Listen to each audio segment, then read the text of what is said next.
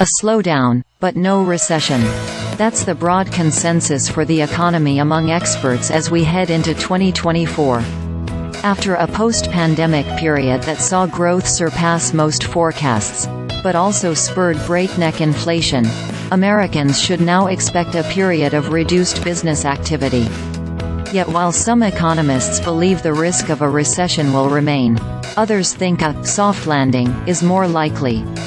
That oft-talked-about scenario is understood as a combination of milder inflation alongside slow and steady employment growth.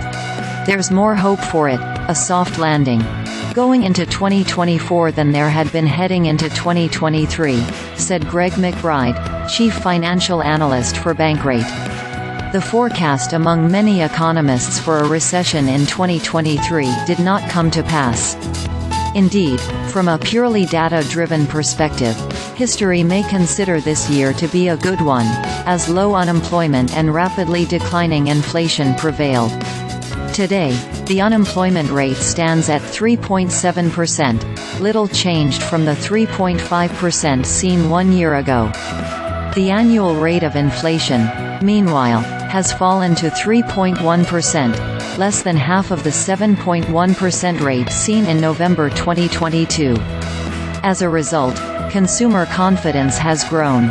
In the most recent survey by the Conference Board, a nonprofit business research organization, good economic vibes among consumers rocketed to the highest reading since July. With additional context, each of these measures point to a slowdown on the horizon. The unemployment rate is up from the 3.4% low reached in April. And despite coming off the near double-digit highs in June 2022, inflation has not been able to break below 3%. In fact, it has bounced around in that 3% range for 6 consecutive months. As for consumer confidence, it is still well below the post-pandemic high recorded in the spring of 2021. Gus Faucher, Senior Vice President and Chief Economist at PNC Financial Services Group, said the unemployment rate is likely to increase to around 4% as consumers pull back on spending, causing job growth to slow. But while the risk of recession remains elevated, it likely won't occur unless there is a negative shock to the global economy, like wider conflict in the Middle East, where Israel is at war with Hamas fighters in Gaza, Faucher said. A recession is less likely now than it was 3 or 6 months ago, just because of the ongoing strength we've seen, Faucher added. The economy has already slowed thanks to high interest rates, something consumers will continue to encounter in 2024, Bankrate's McBride said.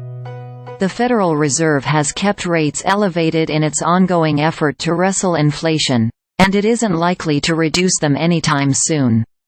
Right now, credit card interest rates continue to average more than 20%.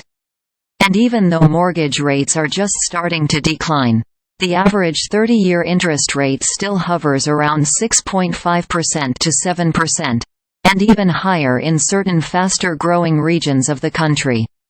That range is about the same for car loans, too.